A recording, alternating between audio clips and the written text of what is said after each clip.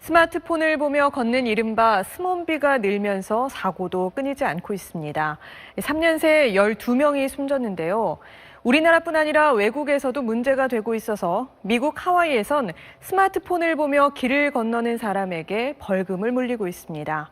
얼마나 효과가 있는지 고정현 기자가 현지 취재했습니다. 스마트폰을 보느라 자신이 무단 횡단을 하는지 보행 중 신호가 바뀌었는지도 모른 채 길을 건너던 보행자들이 차에 치여 고꾸라집니다. 스마트폰을 보며 걷는 스몬비 상태에서 청각 능력을 실험했습니다. 시동을 켠 차량을 향해 멀리서부터 그냥 걸어가게 했더니 차량 65m 앞에서 시동 소리를 들었는데 스마트폰으로 애국가 가사를 입력하며 걸어간 경우는 10m를 더 가 55m 앞에서 시동 소리를 인지했습니다. 시각 능력 악화는 더 심각합니다. 시야폭이 56% 감소를 하는 것으로 나타났고 전방 주시 정도는 85% 떨어지는 것으로 그렇게 실험 결과가 나타났습니다. 한 연구소 집계 결과 스몬비로 인한 교통사고는 2014년부터 3년간 매년 300건 이상 발생했습니다. 3년간 1,100명 가까이 다쳤고 12명이 숨졌습니다.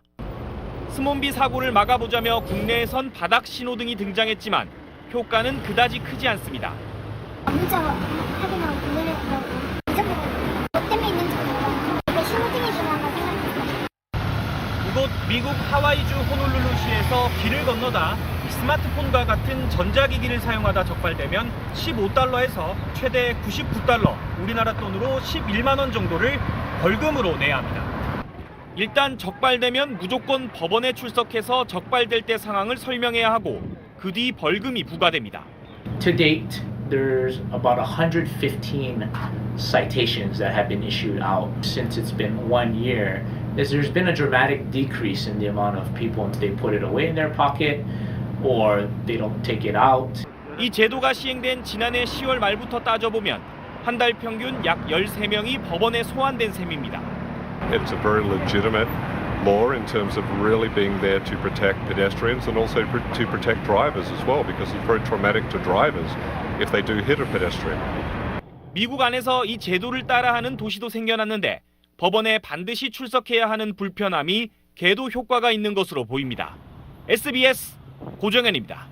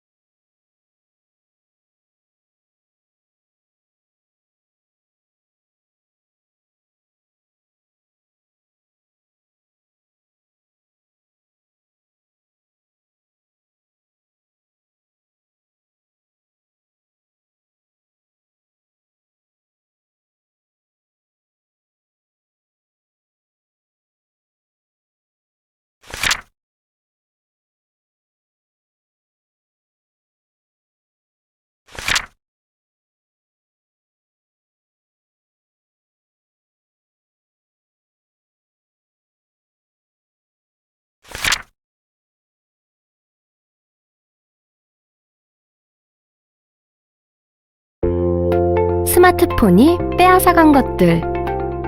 친구들과 수다 떠는 행복. 스마트폰이 빼앗아갔습니다.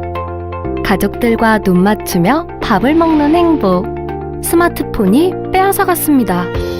밤하늘 별자리를 찾아보는 행복. 스마트폰이 빼앗아갔습니다. 스마트폰이 빼앗아간 행복, 당신만이 찾을 수 있습니다.